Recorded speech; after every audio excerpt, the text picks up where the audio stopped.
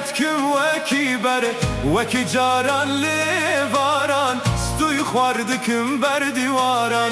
Xwed xemlinim da te bibînim Kulu xemaj dil derbînim Jivanê min û te ye can Derd û dermanê van dilan Were leske bilezîne Tu xwe bi min ra bigihîne Boê ku du dimirînem tev Dest û tilan bideyne hev Heste dikim ere ere Biryatetkim vekî bere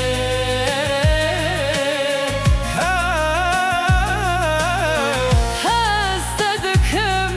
ere ere Biryatetkim vekî bere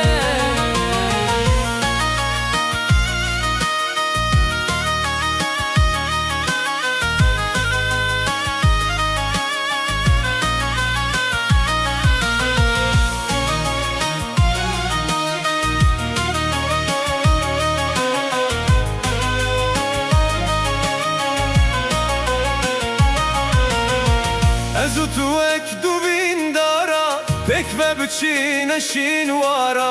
Ciheng kevin li wan wara Kêf xweşiya weke cara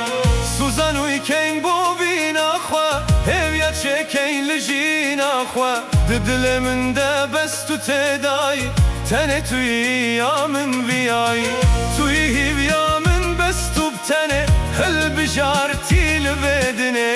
Ger ez bimrim bi vê daxê Yan bu teme yan bo axê Heste dikim ere ere Biryatetkim vekî bere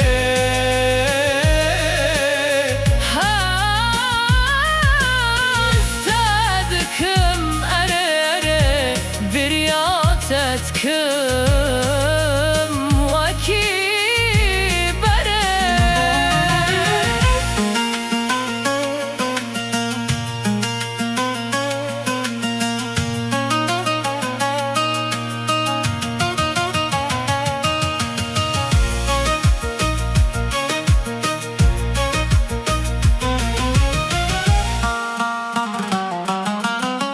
Were zû tu bigehînek Evînê bikîn dozûrek Evîna me ya mezine Ew deryayeka bê bine Ew dilê te bes yê min e Ew yê min e ew bes bo min e Dilê te jî bevîna te Ew bû te yê yilhêviya te Dil te jî eşk û evîne Şîrokeka bê dawîne